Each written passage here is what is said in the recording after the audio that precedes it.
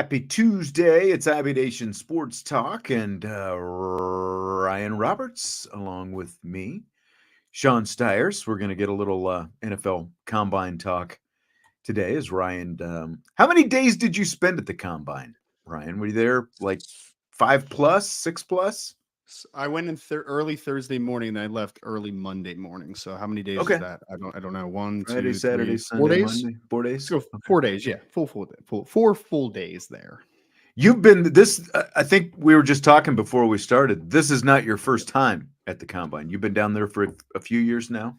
Yeah. So my first one was actually in 2019, and then COVID ruined everything as far as media availability. The next year, Right. because there was no combine, and then last year, the 2023 combine was my first year back. The COVID and then having kids, and kind of got topsy turvy there for a couple of years. But yep, third one overall though. Third one.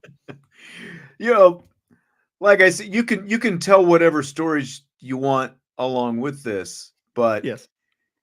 it sounds like when you're at the Combine, like you round a corner wherever you go, like you're going to run into some people. Is that a fair assessment? That Like is. some people, I remember some people that you recognize in NFL circles is what I'm saying. I remember 2019, Sean, to illustrate this. So 2019 was my first year. I had just gotten my credentials. I was in the convention center in Indianapolis, and I turned the corner within like 5 minutes of being there. Right after I got my credentials, ran into Matt Rule when he was still the head coach of the Carolina Panthers. This one, I have learned now in my third one of knowing where to be at nights, right? As far as like what bars to frequent, what restaurants to frequent. I mean, last year I was sitting a table or two over from Sean Payton and the Denver Broncos staff. This year, we were talking beforehand, but I literally walked. I was 3 feet walking past Jerry Jones in a particular spot, and I saw Mike McDaniel, and you see all types of people at the Combine.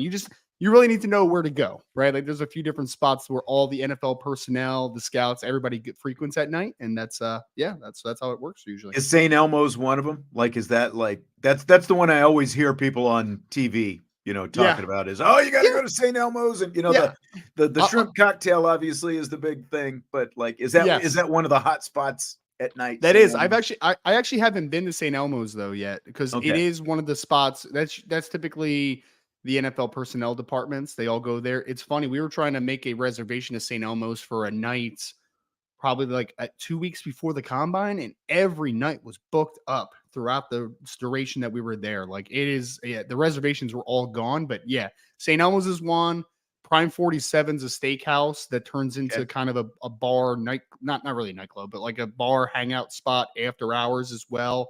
That's one. And they're all over a couple of the different hotels that also have like the bar spots along the way as well. So It's like when you go to the College World Series, I've been there several times. There's a place called the Drover. It's like the big steakhouse in town. And if you wait until you get there to try to get a reservation, like you call up and it's like, we got one at 10:30, like you can get it at 10:30 at night or 10:30 in the morning. Basically, that's like, I think there was one reservation that we could have went to St. Elmo's, but it was like at 10:30 at night, and I'm like, I'm not waiting to eat dinner until 10:30 at night, right? That's like I'm not doing that. But I was like, I'll settle for pizza, I guess. I won't get steak.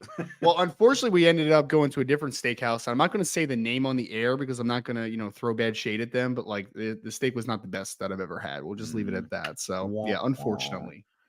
So what's it like covering the Combine? Like I've lived here for going on like 24 years now at this point.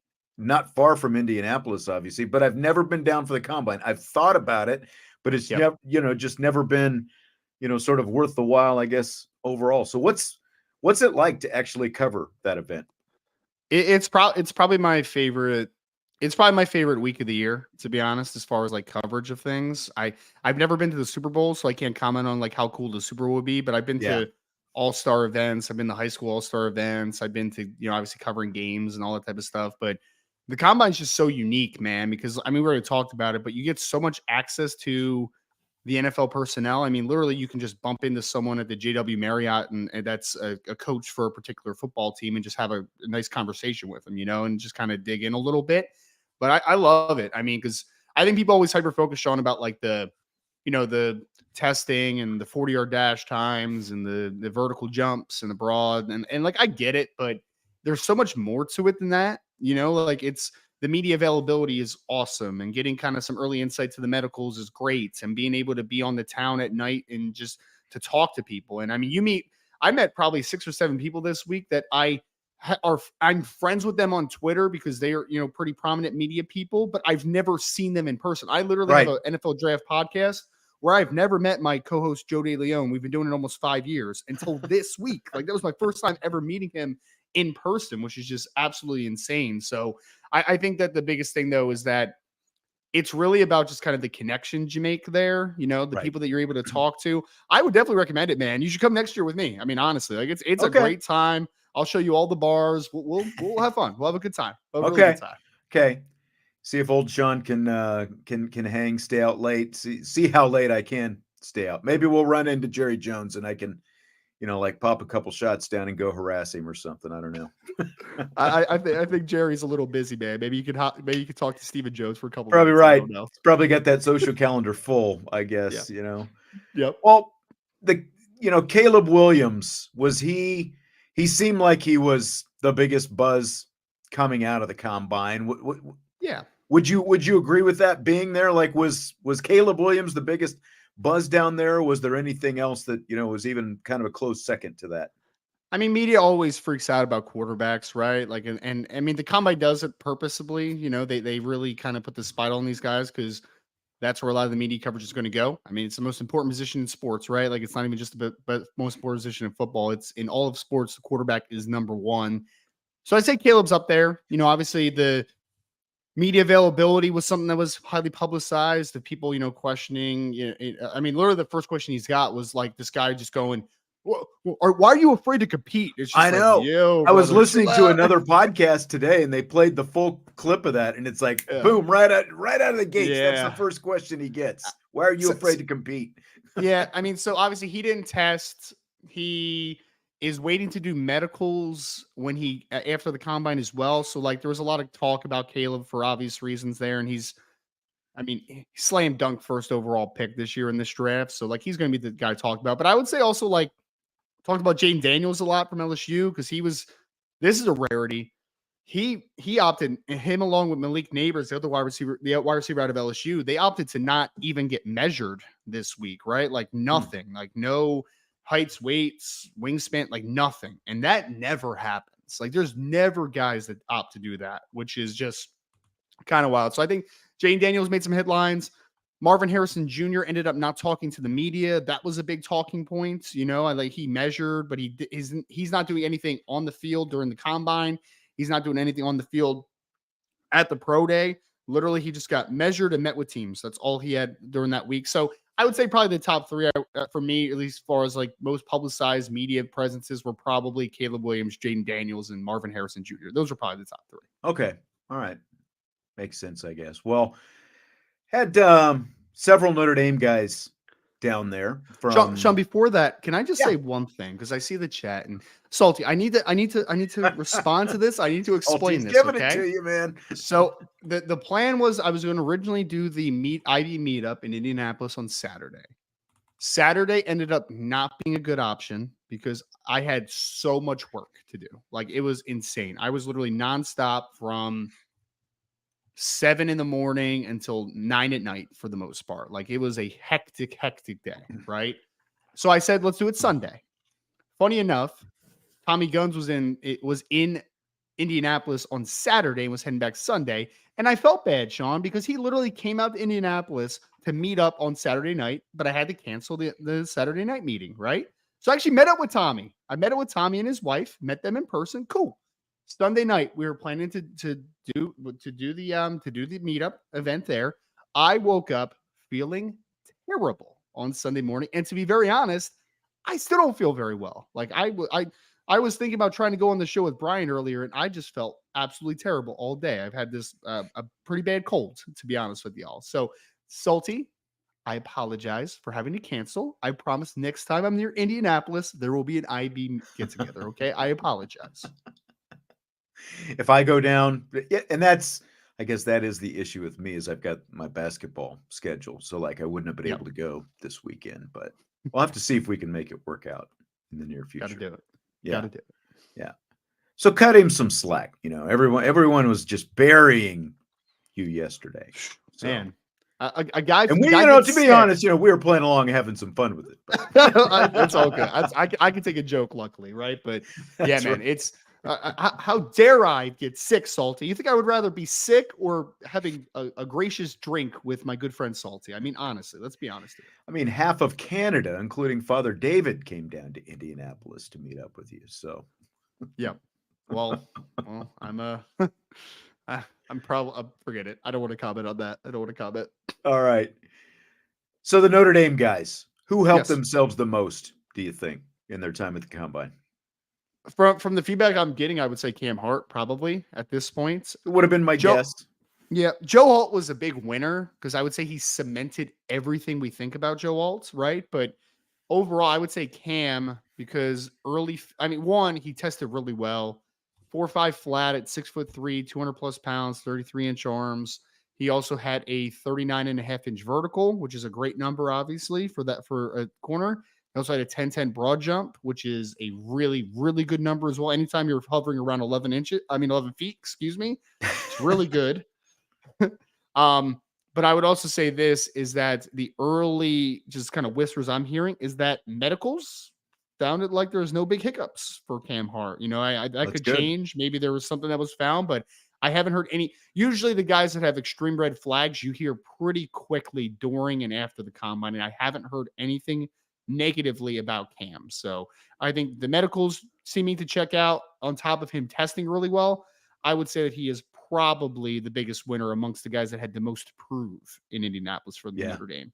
For sure. And that's great news in terms of the medicals, because obviously that's really the biggest question I think about Cam Hart is just, how healthy those shoulders are after all the shoulder surgeries and everything else. So would you put Joe Alt's obviously going to be the first guy picked. He's going to be a high first round guy. Do you think Cam is next after him, or, how do you think that goes? It's a great question. I would say that first and foremost about Joe is that Joe just checked another great box during Indianapolis. I mean, he tested as an elite athlete. I mean, the 3-cone number and the short shuttle number that he had as a guy that was 6'8" and 5'8", 321 pounds with 34 plus inch arms, like it was incredible, like almost unworldly what he was able to do from a just functional movement perspective. And I was told that, I said this before, but I don't think he gets out of the top 7 picks first and foremost. Like I just don't think that he gets out of the top 7. But also I would say this is that, Sean, I'm hearing there's some conversation over people potentially trading up to the top 4 to make sure that they get Joe Alt. Like the NFL is very, very high on Joe Alt, man. They think that he is a potential all pro on the next level. Like they're very high on Joe. So I think he's solidified in place there. The next guy off the board is either going to be Audric Estime or Cam Hart. Now, there's a number that some people are going to want to hyper focus on with Audric, but Audric otherwise had a really good week in Indianapolis, in my opinion. I think we're talking about two kids that are probably going to go around the 3rd rounds, give or take around, right? And so I think it's Audric and I think it's Cam that are going to be kind of fighting to be that next guy off the board for Notre Dame. I see where this is heading. This is heading because, you've already brought up Jerry Jones, and one of the Cowboys guys who I follow on Twitter, who covers the team and all that kind of stuff, made a prediction today that the Cowboys get their running back with their second pick at number 56, I think, overall. That's kind of the sweet spot for running back. This is a very down running back year.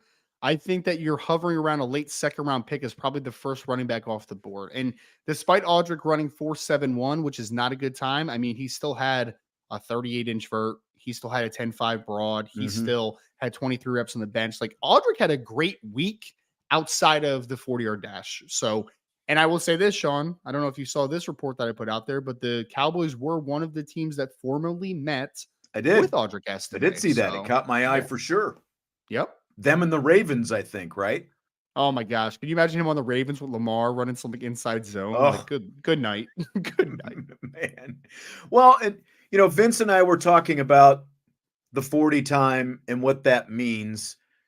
You sound like you're still pretty confident he could be a second round guy, because I felt like maybe like that could push him down a round or two just It, because he doesn't it's have that, possible.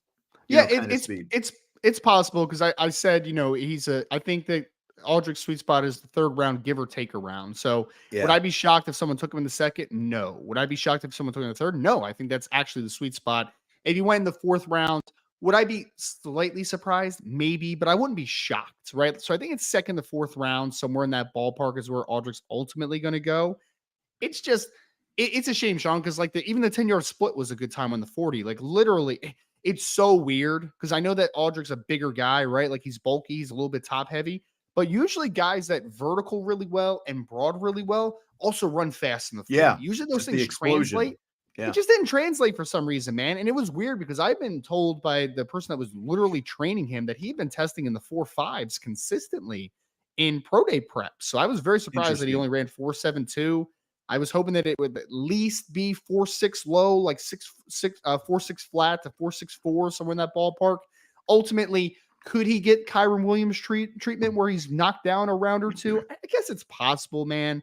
But like overall, I think Audric just brings a different profile to the table. Like Kyron Williams fell in the draft to the fifth round because not only did he run 4.65, he was also only 199 Yeah, pounds. he's So smaller. yeah. Exactly. So anytime that you're smaller and not as fast, that's where the big knocks happen, right? But Audric can still lean on, hey, even if you don't think I'm a breakaway threat, I'm still 220 plus pounds and incredibly strong, right? So he still has that skill set at least to lean on.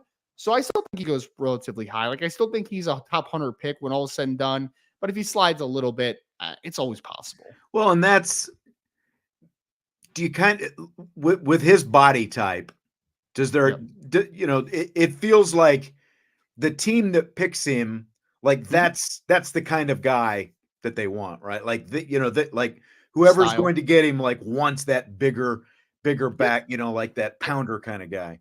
I But he think can block Dallas. obviously as well. So I think Dallas makes a lot of sense because you have Tony Pollard, who's more of that space player. You can mhm. get him out of the passing game and just really hurt the edges a little bit with him. But they don't have a guy that's a legit downhill dude like what Ezekiel Elliott was at his best with Dallas, right? Right. So I think having that type would make sense. I think Baltimore, they lost Gus Edwards this offseason, was a little bit of their downhill plugger type. Like, yeah, I think there's definitely teams that are going to be eyeing that role in their offense, right? Like an early down runner who brings physicality, who brings power. Because again, even if you question Aldric's long speed, which is fine, you still have to look at him and say, but like he can move a pile. He can be He'll super move physical getting that's right. That's downhill. right. Right. If he can get you, 4 to 4.5 per carry, that's Yeah, really what you're looking for, absolutely. so. Yep.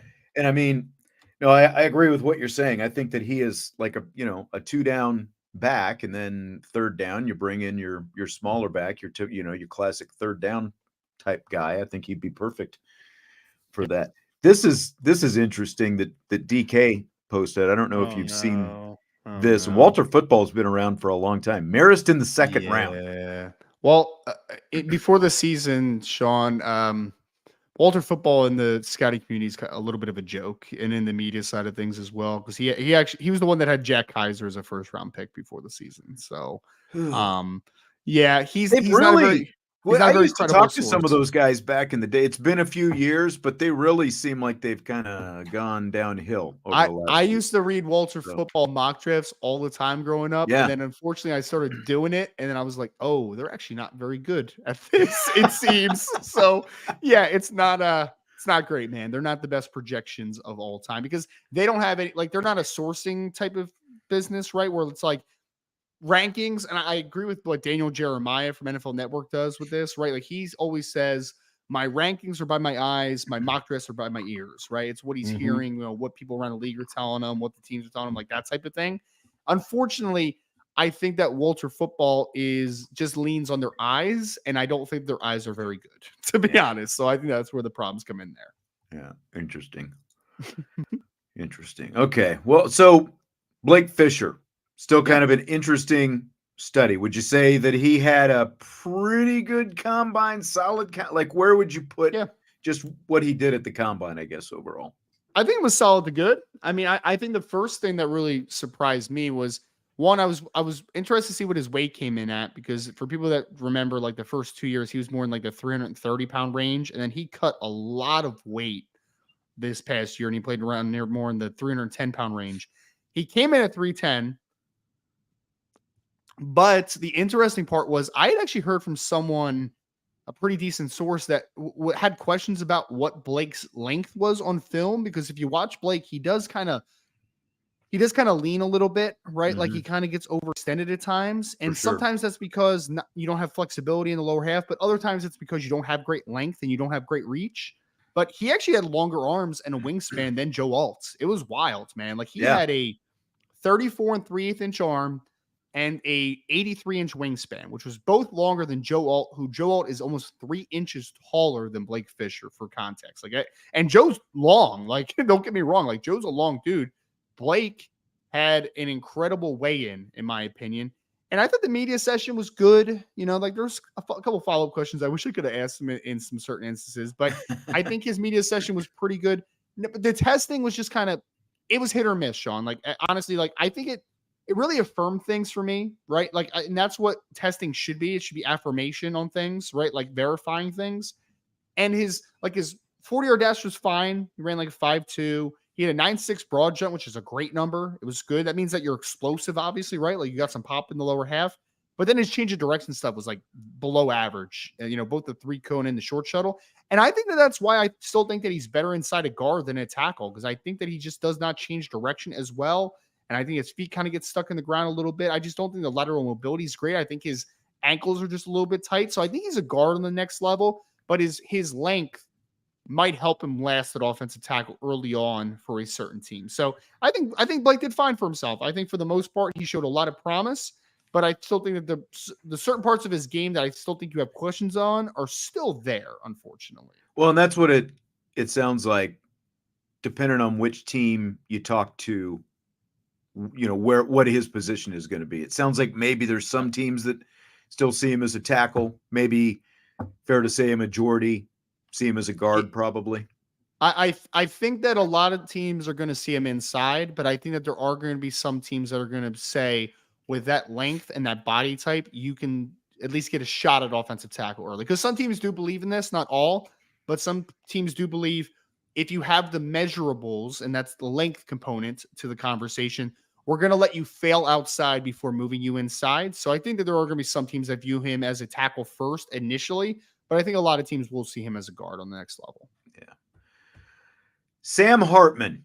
Yes. Doesn't seem like, you know, the fact that the biggest thing that people are talking about is his hair flow in his 40, like all the slow-mos on his hair flow. Man. That's it is great hair. I mean, look at both of us. I mean, we can both fully admit that it's great hair, but it doesn't seem like it's good for Sam Hartman that, you know, that's the biggest topic of conversation for him coming out of the combine.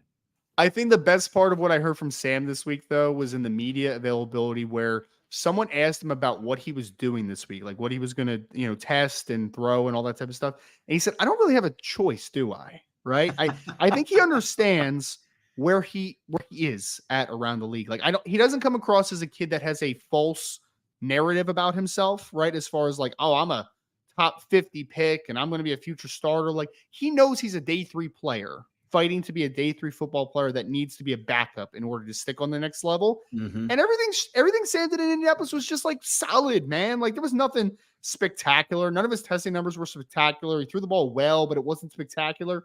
But in order for Sam to stick on the next level, he's got to be solid, right? Like he's got to be a guy that can be dependable each and every day. He's not going to be a starter on the NFL level. At best, he's going to be a backup.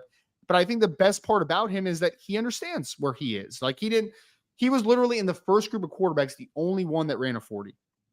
Only one. He literally ran it, walked back.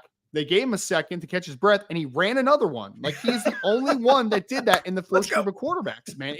But like I think that's going to help him long term, because as long as he doesn't have a false sense of where he is, I think he'll be able to stick, because I think he's going to do the things day in and day out that it's going to take to at least latch onto a roster spot potentially. Interesting. Yeah, and I wonder, because of the fact that he does have 6 years in college, even though, you know, the majority was slow mesh, like how much that helps him in his ability, just all that playing experience that he has coming in the door, you know, to try to to try to land one of those backup jobs. I mean, it's huge. It's absolutely huge.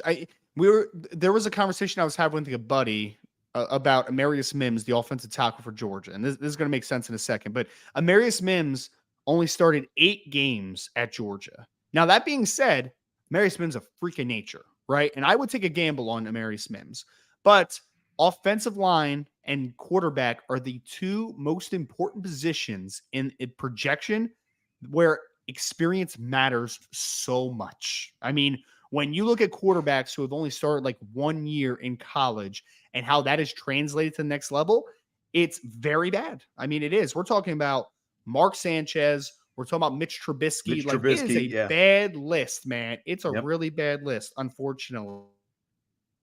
But I think that Sam, having played 6 years and having a lot of live reps, I think that's going to help him a lot. I really do. And it's going to be kind of a joke by some people because it's like, you're a 24-year-old guy. And I mean, even Notre Dame players are making fun of him for being older. I mean, remember the Jaden Greathouse comment where he was like, oh, I used to love Sam growing up. It's like, wow, that's crazy to hear that type of stuff. But ultimately, that's probably going to help Sam because everything is going to be familiar to him. There's not going to be anything that he's going to read in a playbook or experience on a practice field that is going to be so foreign that he is just going to sink and there's just going to be no getting back from it. I think experience matters so much.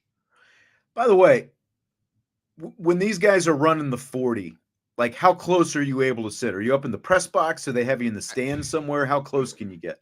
Media have been allowed in the stands now the last 2 years. And honestly, I went for 1 day this year. I went a couple days last year, but it's really not worth it, to be honest. Like, it's cool to be in the stadium in Lucas Oil because Lucas Oil is pretty beautiful. It's a really nice stadium. But I honestly get more just watching the live broadcast. Like, if they would let me down on the field, I mean, like I scout for the College Ground Showcase where I'm allowed down on the field and be able to have like that instant player access and be able to see things, kind of up close and personal. It's not that vibe in Indianapolis. Like, you're a spectator basically at that point. So honestly, you get more out of, and it was really frustrating because the one day I went, the clock up top wasn't working for the 40-yard dash. So we had no idea what these dudes were running. So you're in the better, stadium honestly, and you have no clue. Yes. You're right. You would get more out of it on TV then. I honestly, the every other day we just we would do the media availability in the morning and we go back into my Airbnb and just watch the broadcast on TV because it's like, it's better to at least get the numbers live on the broadcast than to be able to try to guess in the stadium. Like, it's just, sure. I didn't bring my stopwatch with me this year. That was one bad fault on my end. It was my bad fault. So what was up with JD Bertrand in the walking boot? Did he No idea. say what happened? Nothing? I didn't even notice it in the media availability. He may have been wearing it walking up, and I didn't even notice. But people weren't even tweeting about it until he was actually on the field at Lucas Oil, and he had the boot on. So I have no idea what happened. All I know is, all he did was the media availability, and obviously he met with teams and did the medicals and stuff. But he benched. He had the 20 reps on the bench, which was the second most of any linebacker, which is cool, I guess. But yeah, I honestly have no idea what's wrong with the foot. I'm hoping. Because it's a pretty quick turnaround. I mean, what's today's date? Are we the 5th today? So March 5th, March 21st is the pro day at Notre Dame. So I'm hoping it's nothing serious. So hopefully he can test in a couple weeks. Hopefully. How much, there are some guys who make, like, you don't run a good 40 time. Obviously you work on your 40 time, like Manti, for example. Yes. That was a case of a guy who ran, slightly better 40 time, for example, when he did his pro day. How much do you think pro day can actually help any of these specific guys we're talking about with Notre Dame right now? It can help for sure. Yeah, it could definitely help. It's usually for the guys that don't have the spotlight more than the guys that were at the combine. Like, it's usually the beneficiaries, but it could definitely help. I mean, especially like a guy like Audric, right? Where it's like the rest of the testing was great. It was really good stuff. So if he can if he can somehow run at the pro day, and it's probably not going to happen because Notre Dame has a really slow track, but like if he runs the pro day and ran, let's say 4.58, and he was just focusing on 40s the next 2 weeks, and that's all he's doing, he runs 4.58 instead of 4.71, that would help tremendously because then that would at least alleviate a little bit of the speed concerns for Audric. So it can help for sure. I would say more, though, the beneficiaries are typically the guys that were not in Indianapolis and haven't had any eyes on them. All right.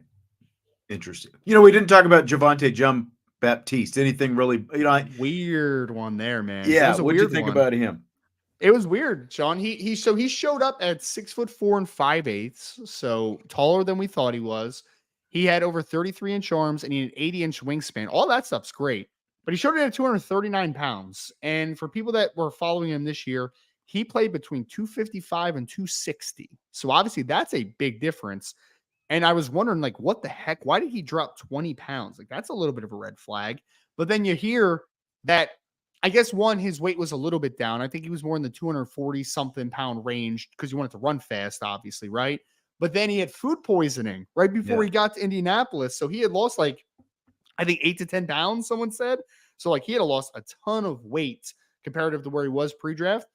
But the positive, I guess, is he was a beneficiary from the speed and explosiveness standpoints, man. He had a 4.66, which is a nice time. Yeah. He did a 34.5-inch vert, which is a good number, really good number. But then the broad was silly, man. He did 10'7". Like, that's a, for context, Cam Hart had a really good one at 10'10. And we're talking about a guy that is 35 pounds heavier than what Cam, or 37 pounds heavier than what Cam came in. So he tested really well. I think that the key for Javontae now, though, is he's not going to play in the NFL at 239 pounds. I think he needs to get his weight back up. And hopefully on March 21st of the pro day, he weighs in more in the 247, 250 range. He's able to be back closer with his playing weight. Because if you get him back close to that playing weight and he runs decent short area stuff, the short shuttle and the 3-cone, I think he might have a chance to get drafted, man. After the Senior Bowl, I was just kind of in the boat of, like, I think he's a priority free agent. I don't think he gets drafted, but if he has a good showing at pro day, he might end up getting drafted. We'll see. Yeah, I'll be curious to see if he does put, like, at least half of that weight back on, but still is able to, to do some of those things, with the explosiveness type stuff like you're talking about. Then I think that bodes really well for him. But I agree. At 21 pounds or whatever it was, that's a lot of weight to lose, even for food poisoning. It's it was a lot. Yeah, I think he probably cut like 10 pounds to run fast, and I think the rest came off with the food lost poisoning. Another 10. So. Yeah, because I'm pretty sure, I could be mistaken, but I think he was in the 250-something pound range during the Senior Bowl, which was only a few weeks ago. So, like, he cut a lot of weight in a very short amount of time. So yeah. I mean, obviously, that's what Audric's probably going to do, is look to cut, at least another 5 to 8 pounds or something like that, and get down to like 215 and run fast. Yeah, man, it could happen. Exactly. There's a non-combine question I wanted to ask you before we wrap up, and Jess is going to come in for some rapid fire here in a few minutes. So the NCAA's, obviously you are a recruiting guy, and the NCAA subgroup of commissioners is supposed to vote this week about signing basically new signing periods for recruiting for college football. The proposed dates would be a 3-day window in late June. It would start the last Wednesday in June and run for 3 days. That would be the first one. The next one would be 3 days beginning the Wednesday in December before the conference championship game. So basically first week of December. And then the last one would be the first Wednesday in February and run through April 1st. This would all start next year if it's approved, not this year, but 2025. So what do you think about these, especially the June? That kind of seems to be the big one that everyone's looking at, like, why June and not July? And just what do you think overall about this? It is a little bit, it is a little early. I'm okay with an early signing period before senior season starts. I actually am. I think that it could be a beneficiary. Because I think the timing just stinks so much. Like that first early signing day where we are now, it's like running into the conference championship games, and now you have to worry about your roster or guys decommitting and finishing out recruiting. The recruiting classes and everything. Like it's a lot. It's really a lot. So I actually kind of like the early signing day period, but I just think there's so many pluses and minuses to it, Sean. Like it's cool to be able to just kind of sit back and a guy to completely get recruiting off his back and just be able to move forward. But I think what you're going to run into is there's going to be a lot of guys that sign in June, which is very early, and then they end up asking out of their national letter of intent, and that kind of becomes a little bit of a chaos situation. So I would like it to be pushed back a little bit, like maybe August, right? Like maybe late July, like somewhere in that ballpark, to be able to just kind of let some kids who deem it or that they want to make it happen to end the process there. But I just think in June is just maybe a little bit too early for an early signing day spots. I concur. You might have to kill some time here because Uh-oh. I Jesse and I recorded rapid fire Uh-huh. and I accidentally deleted it off my desktop and now I can't find it anywhere. That's not great. That's not No, great. it's not. It's not. So I might have to play like some halftime music and go Uh-oh. see if I can find it again because I'm looking in my deleted folder. Can you hang out here for a second and I'll come back? Yes, of Okay. course I can. If Thanks. there's Maybe anybody you that would could like to ask a question for a maybe minute, I people mean, have a few questions they can ask you yeah, while I look for ask this. me questions, guys. I All would right. love for you to ask me questions as I stall here for a second. I stall here a couple minutes. This is great radio right here. You know, stalling to make sure that that time is being killed a little bit. So hopefully everybody asks a couple questions here. Ask me questions, folks. Mailbag questions. I know Brian Driscoll did not do a mailbag. So yeah, let's all right, let's get into a couple of these as Sean reboots here and we figure it out. TK said, speaking of Peyton Bowen's brother, Ryan, where do we sit with Eli? Is he a lock? Yes, he is a lock to Oklahoma, DK. He's not a lock to Notre Dame. So unfortunately, when that Peyton Bowen situation happens, and Notre Dame actually did really like Eli in the 2024 class, right? Like things obviously unfolded in a very strange fashion, to say the least. So thank you so much for that great question there, DK. As I know you're being a troll, but I like trolls, man. Trolls are cool. Joe Allen says, Ryan, most impressive player you saw, most impressive player physically, Joe. Like, I mean, I can take this a couple different ways, right? Like, most impressive player physically is Marist Mims. Joe Alt is in the conversation for sure because Joe came in at 6'8" and 5'8", and 321 pounds. I mean, obviously he looks the part, but Amarius Mims is made on a different planet, man. 6'7", 3/4.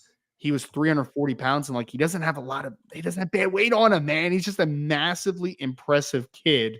And he ran like 507 in the 40 at that size at 340 pounds, despite clearly not having good running form. Like, not at all. So he is a impressive physical kid, right?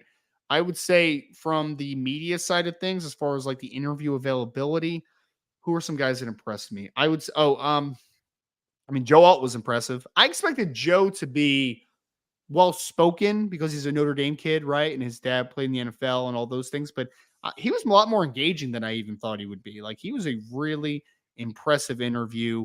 There was Steel Chambers from Ohio State was kind of silly. I mean, Sean, I don't know if you saw this one, but Steel Chambers had said, he asked the media, he said, guys, if you could only take 4 animals into war with you, what type of animals would you take with you into war? I And didn't hear this one. everyone was silent, and he's like, guys, this is an open forum. Anybody can answer this. And I'm like, what the heck? I just saw the one about, I think it was Roma Dunze with the, could you land an airplane if if it was going down? And he's like, He said nope, it's we're going crashing. down. We're crashing. Yeah. Very smart guy. Very smart guy. I mean, there was some wild dude, man. Like the Tip Raymond kid, who's a tight end from Illinois, was saying that he doesn't believe in baby pigeons or something. I was like, what the heck is happening right now? And then there was another kid that had said that that outer space isn't real. I forget who that was, but I'm like, what?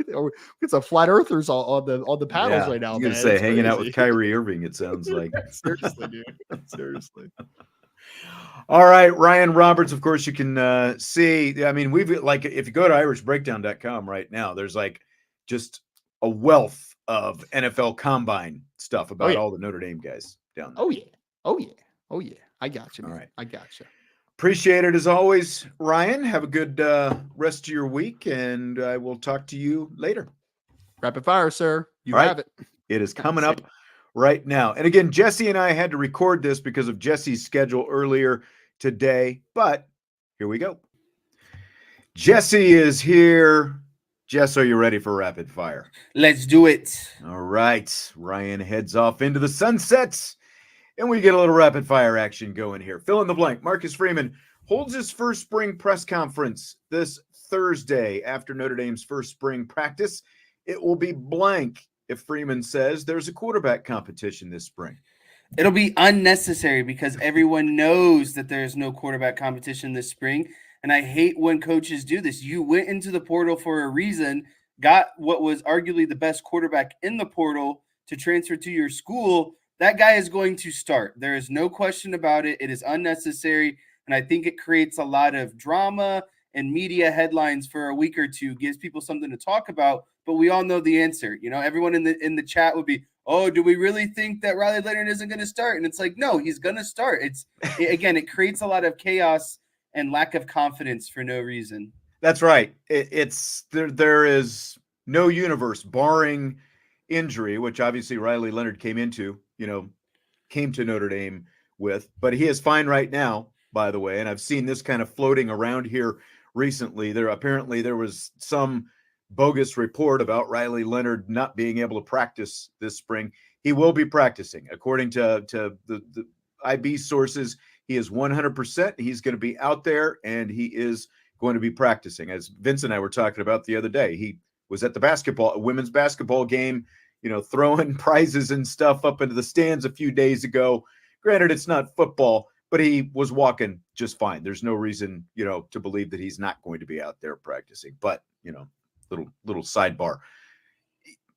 You went out just like you got Sam Hartman last year. You got Riley Leonard to be the starting quarterback. The only quarterback competition there is going to be is for who's going to be the second string guy. Is it going to be Steve Angeli, who had a nice bowl game, or is it going to be Kenny Minchie, who has limited reps? And then no matter what, CJ Carr is sort of everyone's understudy, sort of learning and growing and all that kind of stuff this spring, just sort of dabbling and getting his feet wet. That's the only competition. It's for who's going to be the number 2 guy. That's it. There's no Steve Angeli, Riley Leonard competition. Riley Leonard is here again, just like Sam Hartman was last year, to be the starting quarterback. If Marcus Freeman wants to say, hey, we want him competing and get the best, competition brings out the best in everybody. Okay. But, it is what it is, right? We know that Riley Leonard was brought here to be the guy. So with spring practice getting ready to start, let's look at the offense a little bit today.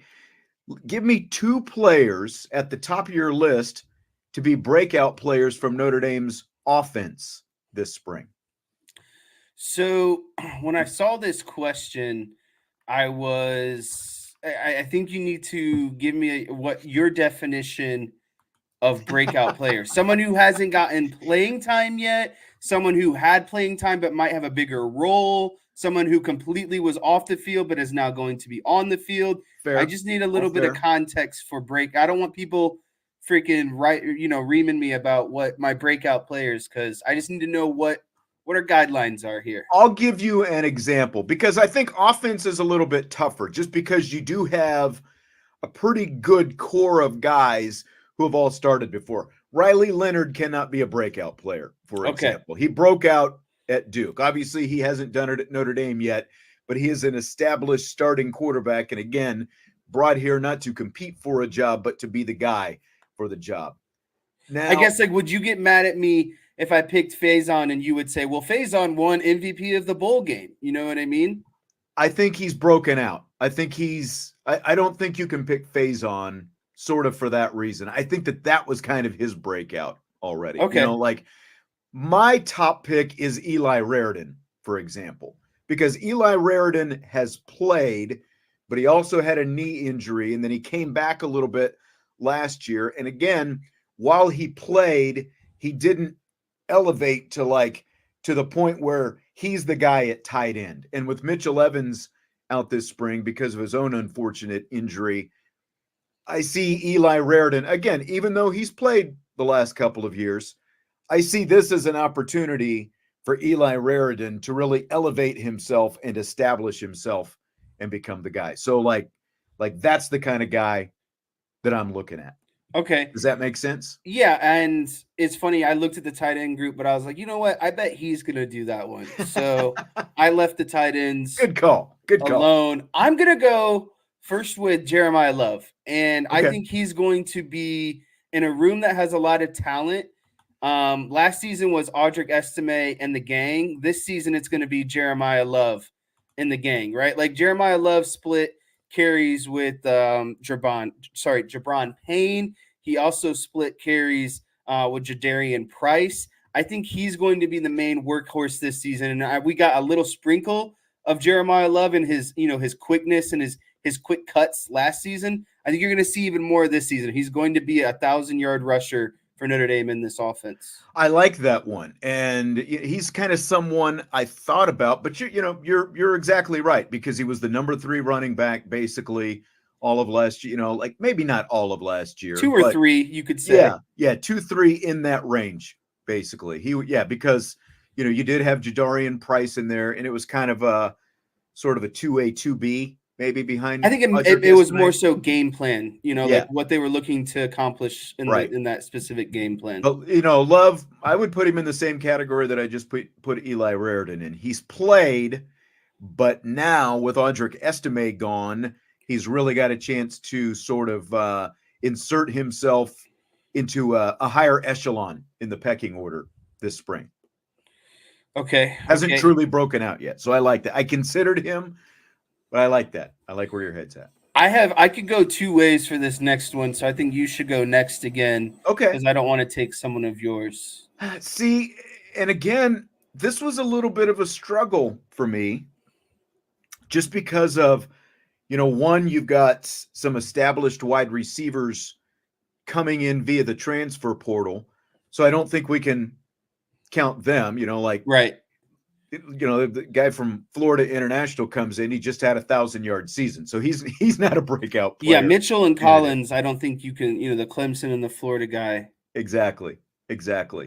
So those guys are eliminated. I'm really looking at the offensive line because, again, Vince and I touched on this a little bit the other day. They had a nice bowl game, but that's one game, and they're a group of reserves that was going against a group of reserves. And really, I think when you look across the board, you're looking at a bunch of guys who haven't truly had what you would call, like a breakout, like a truly established themselves. And the fact that they're replacing both tackle spots, maybe this is just too easy. I'm going to go with Charles Jagasaw because he ended up being the left tackle, but I don't think that he's necessarily just going to be handed the job. If he, again, he hasn't truly broken out because he's barely played, can we consider pre-bowl practice a breakout for him? I don't think so. So I think that we're going to see Charles Jagasaw really sort of firmly establish himself as one of the pillars of the offensive line this spring, and then really kind of rolling into next fall training camp as well. So I'm maybe I'm cheating a little bit. I don't know, but I can't consider one game and a handful of pre-bowl practices the true breakout. So I'm going with Jagasaw. Yeah, so Jagasaw was one of mine, and so that's why I came prepared with another one, a backup option just in case. But to sum up what you were saying, why I would be comfortable picking Jagasaw is I think that Notre Dame right now doesn't have the dude on their offensive line. There's no Joe Alt, Ronnie Stanley, McGlinchey, Zach Martin. Go down the list. There's not a current dude on the offensive line, and I think that's Jagasaw. I think he's the next dude on the offensive line that's going to take over and be dominant. And I don't think the rest of the guys are necessarily going to be bad. They're just not going to be a top 10 draft pick like Charles Jagasaw will eventually be in 3 to 4 seasons. And so I think that's why the basis of why I would say he is going to be the breakout guy, because he is going to break out and be the next superstar offensive lineman from Notre Dame. And so that's kind of how I looked at him. And then the other one I looked at was the wide receiver room. And this guy, while he had some early success last season, I would say that he kind of tapered off, had a couple injury issues throughout the middle of the season. So I would go with Jaden Greathouse because I think that he still needs that consistent, I'm here and I'm here to stay type season. Mm-hmm. I don't need him to be 1,000 yards, but I need probably at least 600 and probably at least 6 touchdowns to go along with it to kind of have a true breakout season. And I know, again, he had a couple good games early on last season, but he wasn't consistent. He wasn't that consistent wide receiver throughout the duration of the season.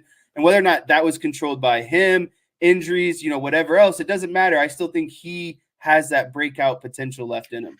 And and again, like when you look at Faison, you almost could have said, well, maybe Louisville with that, that touchdown catch that he had was his breakout, because there wasn't a ton of production from Faison even after that Louisville game. But obviously, when you get MVP of the bowl game or offensive MVP of the bowl game, I think that, that sort of crosses him off the list in terms of like that. He's definitely broken out at this point. He finished more on an upward swing. And again, I kind of went back and forth on Greathouse, but I think you make great points. He was there, he played, but you didn't have that true sort of, kind of moment. Unfortunately, Faison was one of the few receivers who really kind of had that last year. So I think while just what you said, while Greathouse has played, I think the breakout is still there for him. And I think he's got a great opportunity to do that this spring, just like all these receivers, basically.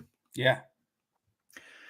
All right. So we had some news just before we got started here this afternoon, a little bit before the show started today. Notre Dame freshman point guard Hannah Hidalgo, no shock, ACC Rookie of the Year. She basically won that going away. She also ended up on the All-ACC first team and was also named the ACC's Defensive Player of the Year after leading the nation with nearly 5 steals per game. She is just the second player in ACC history and the first in 12 years to get both Rookie of the Year, and Defensive Player of the Year in the same year. So what do you think about Hannah Hidalgo and her ACC hardware that she's taken home today, Jess? Yeah, I think that her ACC hardware as a freshman is tremendous.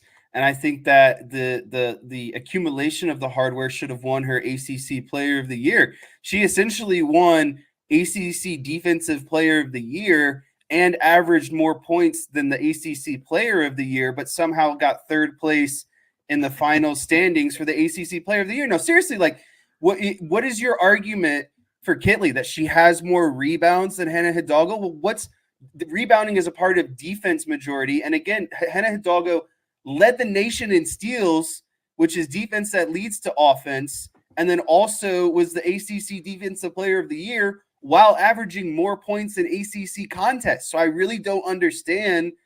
I think they wanted to continue this legacy of giving it to someone for 3 years in a row rather than putting aside that this girl is a freshman and is probably going to have her time down the road, and it's just really annoying at the end of the day. This is all Vince and I were talking about this yesterday. We were talking about Hidalgo's chances for Player of the Year, and that's basically the case that I made, even though I voted for her at the top of my ballot. We had to rank 1 through 20 on the ballot. I had Hidalgo first. I actually had Deasia Fair, who finished second, and I put Elizabeth Kitley third, because when you look at Syracuse was picked to finish 9th, and their head coach, Felicia Leggett-Jack, ended up being Coach of the Year. They ended up being the 3 seed at the ACC tournament this week. And I think that because of how low Syracuse was picked to finish, how high they ended up, that's essentially what got Leggett-Jack the Coach of the Year over Kenny Brooks, who led Virginia Tech to its first ACC championship.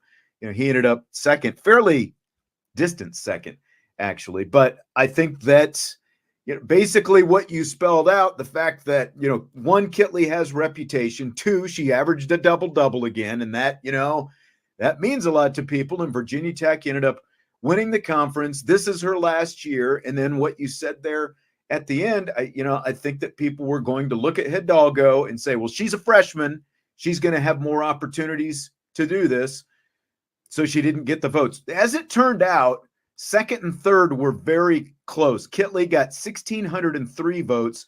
Deasia Fair from Syracuse got 1,463, and Hidalgo was just 2 points behind her, 1,461 in third place, which means if you're in the top 10 in the voting, you are first team ACC. So she ends up third behind those two, and both of the other two are grad students, so they'll both be gone after this year, and they ended up first and second, Kitley and Fair, and Hidalgo ends up third, just missing out on even second place by 2 points in the voting.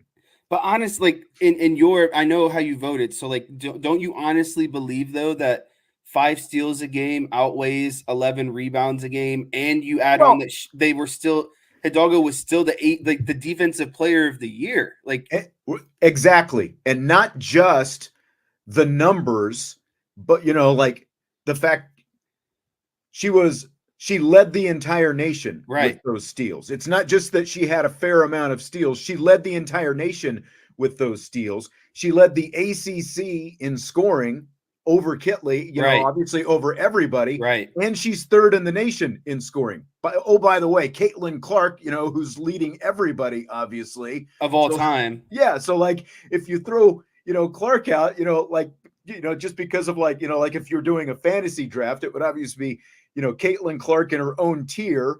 And then, you would have the next tier, you'd have a handful of players. But she's third in the nation in scoring. She leads the nation in steals. It's not that, just that she put up, like some arbitrary sort of random numbers. Kitley has been a very good player. But, again, look at what Notre Dame did to her when it mattered last week. Head. Yeah, she had one of her worst games of the season and did not have a double-double. And got out-rebounded by Hidalgo. That's what I just don't get how you could say that the ACC's best offensive player and the ACC's best defensive player is not the player of the year. It's just kind of incredible to say in the same sentence. No, I know. So, I mean, it's still an incredible year. It's obviously nothing to sneeze at. The fact that she's Rookie of the Year and but nothing is guaranteed. There's nothing guaranteeing that next season, you're right. Injuries, whatever could potentially happen down the road. Like you can't not give it to someone now just because of, where they're at in their career compared to other people. And that's the frustrating part. You have to, it's one of my most annoying things in sports is, no matter. You just cut out. Nope. You're still on mute. I think I'm back now. There you are. Yes. Everyone wants to treat the younger players differently than the older players. It doesn't matter. It's all classless. You're all a pool of players playing together in a specific, conference, whatever it might be. And so I just hate when you get these, I wish they'd almost, I know you can't, but just drop the labels of class because it gets people's minds to think in certain ways. And it's very frustrating. No, I know. You're absolutely right. And it's still like this in the women's game because women stay 4 and 5 years. I mean, look at Kitley. She's a 5th-year player. And Deasia Fair, 5th-year player. Whereas in the men's game, obviously, guys are gone a lot quicker. So what year you happen to be in school doesn't mean nearly as much, I don't think, on the men's side, specific to women or men's and women's basketball. It doesn't mean nearly as much on the men's side as it does on the women's side because of that perspective that you're talking about. And I said yesterday, this is how I would vote. I've got Hidalgo at the top. I've been fortunate to see every game, but I also got to see some of those key head-to-head matchups. And, look at the fact that she also had 24 games scoring 20-plus points this season. It's the second most in an ACC season ever. Again, if you want to say it's by a freshman, but the only one who did that more times was Arike Agumbawale in her last season at Notre Dame, 2018-2019. 24 games of 20-plus points by a true freshman walking in the door. Yet that was not good enough for the voters. People voted, so there's nothing you can do. It's not like, someone sat in a room and just decided this is the player of the year and, whatever. People turned in their ballots for it. I don't know how seriously they take it because, I think it's also pretty much a sham that Maddie Westbeld, who almost averaged a double-double herself, and Sonia Citron, who, is one of the best players. They're both, for this season, 2 of the best players in the conference. They got second team all ACC. So, and a couple of the players that ended up in front of them, like if you compare stats, compare where their teams are and everything else, I don't think that it was really much of a match. But congratulations to all of them. Citron and Westbeld both very deserving as well. Hannah Hidalgo obviously deserving of what she got. I also voted Kylie Watson to the all-defensive team. Unfortunately, she didn't make it, on that all-defensive team, even though she's fourth in the conference in block shots this year, which, like, what are you looking for in Yeah. defensive presence? Did you watch the Virginia Tech game? Now, Maddie Westbeld contributed to that as well, but I don't know. But that's part of the thing is obviously, if you cover a team, you see every game that team plays. If and you're only going to see a couple, like a handful of games of the rest of the, players in the conference. So a lot of it also kind of depends on what you see from those specific players in that game that you happen to see. But if you watched the Notre Dame game this year and you watched the ACC, you obviously saw what Hannah Hidalgo can do. But you also saw what Citron and Westbeld can do game in and game out. Again, I felt like and my ballot showed it, they should have been higher. They should have been first team players, I thought. So I guess that's just me. All right, I got to find my sheet now here, Jess, for the next question. I believe it's a Russell Wilson question, right? So the Broncos have released Russell Wilson. Do you buy or sell him as a Hall of Famer? Yeah, I go back and forth with this because I don't. But go ahead. Like, he was AP Offensive Player of the Year 4 times. He was a 9-time Pro Bowler. He won a Super Bowl. He's up there in a lot of, passing stats. He came in and really was kind of, in my opinion, not the forefront, but he kind of restarted the mobile quarterback trends in the NFL. I think he was kind of on the cusp of, like, it felt like the NFL for a while there went from, straight drop back pass type off quarterbacks like Tom Brady, basically. And it felt like Russell Wilson kind of led that era of more mobile quarterbacks, right? Like guys who can do more with their legs, etc. It's right on the brink, but I think I would lean yes as of now. Interesting. But I don't know. It's really hard. Like he's had the consistency. Like every year he plays, since he's come into the league, he hasn't missed many games. Like he's maybe missed a game or two in a couple seasons. Like he's extremely durable. The only thing that I have hesitancy about is in the equation of, and you could say this about a lot of different, I think, quarterback and head coaches, but how much do you give to Pete Carroll and how much do you give to Russell Wilson?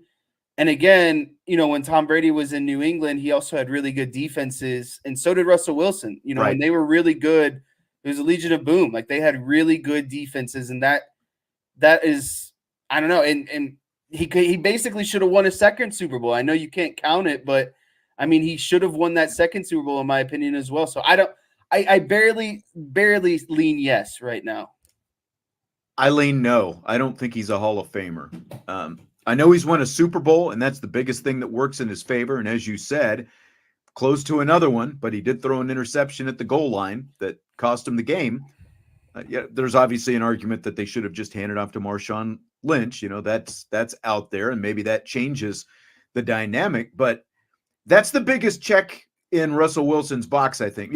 You talked about consistency, and for a long time he was. And there was the argument, like, is Pete Carroll holding him back? Does he let Russell Wilson cook enough? And a lot of times it took until the end of the game, and maybe they were losing sometimes, before he would kind of start letting him. But here's a list of other guys who have won Super Bowls not in the Hall of Fame. Jim Plunkett won 2 with the Raiders. You got Phil Simms, Jim McMahon, Joe Theismann, Jeff Hostetler, Mark Rippon, Trent Dilfer, Brett Johnson. Nick Foles still playing.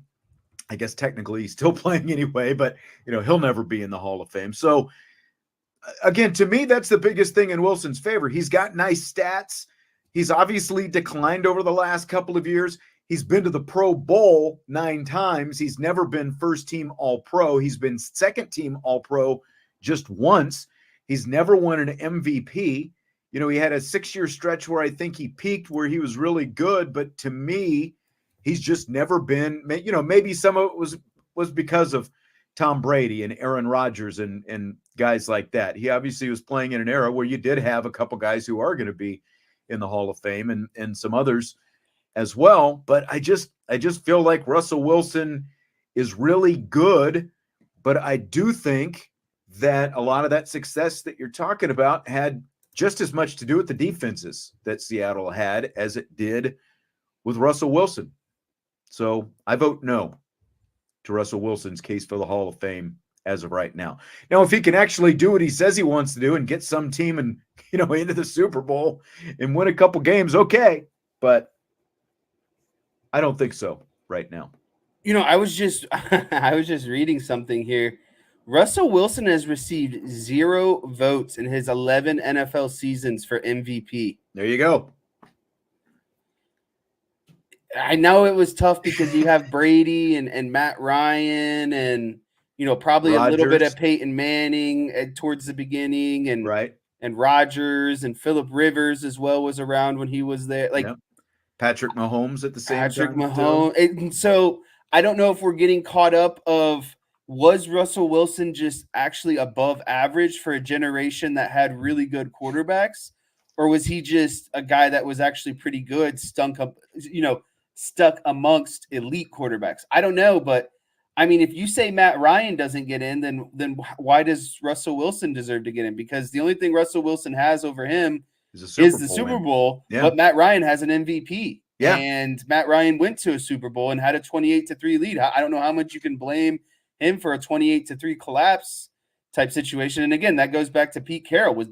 Was Russ just fortunate to have a better head coach in the Super Bowl, right? And so I'm really much on the fence, and I could depending on the day probably teeter back and forth. But after seeing that no MVP thing, I almost want to lean towards no now. Yeah, he's very good. This isn't to say that he's bad, but I mean the Hall of Fame again is the best of the best. Yeah, I just don't think he's a Hall of Famer as of right now. I think that like we should have seen more from him in Denver the last couple of years. If he was truly great and how much money he got, I think he should have been able to do more things. And like Denver shouldn't be in this bad of shape. Joe Montana had less physically in his body left when he went from San Francisco to Kansas City for a few years in the early 90s than what Russell Wilson has right now. Like physically, Russell Wilson has more than what Joe had left at that point. And Joe did a lot more. You know, he got the Chiefs into the playoffs and won playoff games. And it's the opposite with Russell Wilson. So I got to go no. My question then, follow-up, would you want Wilson as your quarterback now? No. Much easier answer. No. 6 years ago, I would have said yes. Same. But you know, that was also he would have been 28, 29 during that time. Right. Not exactly. 35 In going on prime. 36. Yeah. Like I went through, I would not want him. Like I could see the Vikings potentially if if they don't bring Kirk Cousins back, maybe Atlanta if they don't trade for Justin Fields, like Washington, New England, maybe for a year because you're going to get him for a relatively low price. Like if they draft quarterbacks and they just want a veteran in front of him and not throw the rookie into the fire. But I just don't see a lot of situations that would make sense, where I would want Russell Wilson as opposed to whatever the other options are at quarterback. Like I would almost, if I was a team that is bringing in, is going to have a young quarterback, I would almost rather just have that and get a better draft pick next year than bring in Russell Wilson for a year. Yeah. Minnesota, I mean, I've heard Minnesota in connection to Trey Lance, I've heard Minnesota in connection to Russell Wilson. That Kevin O'Connell, he's an interesting guy. I think that guy thinks he can put any quarterback out there and have success. After Kirk went down last year, it was just like quarterback after quarterback after quarterback. And it's like, I just don't overall understand what the Vikings are their direction is, because there's talks about letting Cousins go, Justin Jefferson go, and it's like you lose those two guys, you're basically just an average team. Yep, that's absolutely right. That's right. So now that Philadelphia Eagles center Jason Kelce has retired, he's expected to land a TV job with either CBS, NBC, or ESPN. Would you rather see Kelce doing games out in the booth on Sunday or in the studio? This was an easy one for me. I would easily say doing games, because that's more time spent with Jason Kelce. If you're in the studio, it's less airtime, and it's also muddled by like 5 or 6 other people taking your time in that limited window. So just because of exposure, I would want some Kelce. And I think he would be fun, but know when to be serious during like broadcasts as well. So I think I would go with broadcasts. I agree. I absolutely, for the same reasons, because we've talked about, like, you get 4 to 6 guys in those pregame shows, and then each guy gets like 15 to 20 seconds to say something, and you got to keep it moving. I don't think that that's the best use of Jason Kelce, and I think he could bring a lot of personality to the booth. Like if CBS is willing to get rid of a couple that are old quarterbacks and bring in Jason Kelce and actually give him more airtime, more time to say things. Okay, that's maybe, that's not bad, but I think, just like you said, he needs room to shine. Like, I actually think the best use of him would be on a show like Good Morning Football on the NFL Network, where he can have some more personality and have fun with it. Yeah. Now, granted, they've already got 4 people, and again, like, are you just going to keep adding people to the to the booth? They've got Jason McCourty, the former defensive back, who's done a really good job over the last couple of years as like the full-time player there. But like, maybe if you built you like just kick Kyle Brandt out, it's okay. There you go. Your least favorite guy, Kyle Brandt, because he hits the Cowboys too hard all the time. Oh, he hits the Cowboys for never winning, but FYI, 31 teams don't win in a season, Kyle Brandt. That's right. That's true. But a lot of teams have won Super Bowl since the Cowboys last won the Super Bowl. But not the 49ers. Or even gone to the NFC Championship game. No, I don't, you're right. But I think the more airtime you can give Jason Kelce, the better. Yes. Basically. That's why I think the games would make the most sense for him rather than being in a studio show.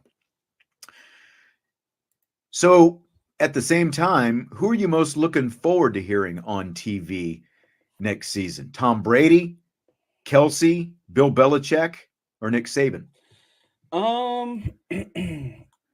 I think there's 2 you could get rid of immediately. Tom Brady and Belichick. I've seen Brady before. I think he would come off as, I think his arrogance would shine through a little bit, whether he can help it or not.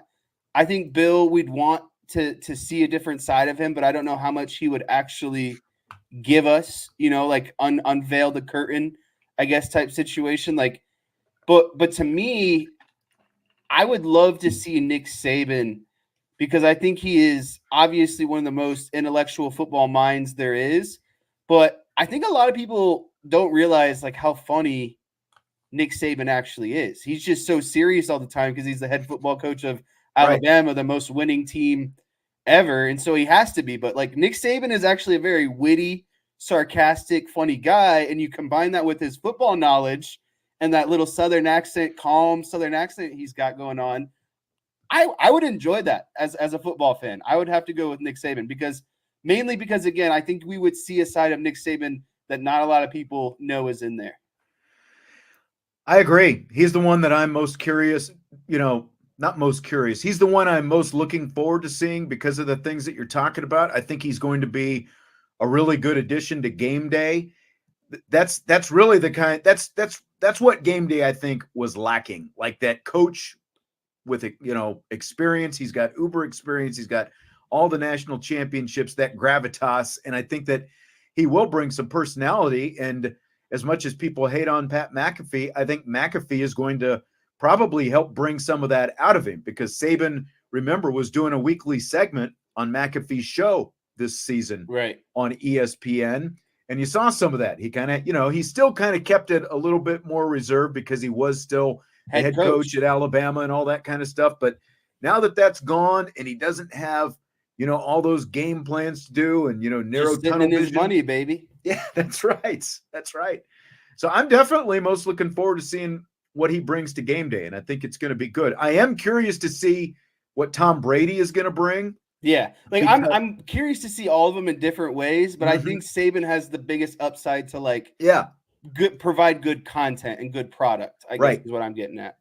From what I understand, Brady has been doing a lot of research, a lot of picking the brains of guys who have done the job and still doing the job that he's going to be doing as a game analyst. And he and Burkhardt, who he's going to be joining in the booth, Greg Olsen, they still haven't made an official announcement on what's happening with Greg Olsen, but it was Burkhardt and Olsen, but it's going to be Tom Brady sliding in there. Apparently, they've done some practice games together. They did some practice games together during the season, and I'm sure they'll continue to do more of that this offseason. That's what Tony Romo said he did in that first season leading up to his debut in the booth. I think he said he did like 50 or 60 practice games before he actually took the air. So I would think that I think that a big games. Yeah, I think that a part of the reason that Brady wanted to step aside, not step aside, but step back in that first year of retirement was to do what he's talking about, like to not just rush into it. I mean, he's Tom Brady, right? Like he wants actually to be great do the work at everything. He wants to be great. He knows how he prepared for football. That stuff carries over. You don't just walk into something and say, "Oh, I'm Tom Brady, I'll figure it out." He still has to do all the preparation, just like he was, as he was treating it like a game week, essentially. Exactly. Henry has joined us in the back there. I see. Hello. That. He is very interested in Tom Brady, apparently. So. All right. Well, that's going to do it for today. Thanks for joining us on this edition of IB Nation Sports Talk and Rapid Fire. We will, let me see, Vince and Jesse will be with you tomorrow. Jesse and I will be back on Thursday, and then all three of us will be there. We'll be here on Friday after Notre Dame women's basketball's ACC opening game at the ACC tournament Friday morning. Bright and early, 11 a.m. tip-off Friday, and then we'll have the show, the Rapid Fire show, that afternoon. So hit the like button before you leave, and of course, subscribe, rate, and review. Jesse, I will talk to you again soon. We'll talk to you later on IB Nation Sports Talk.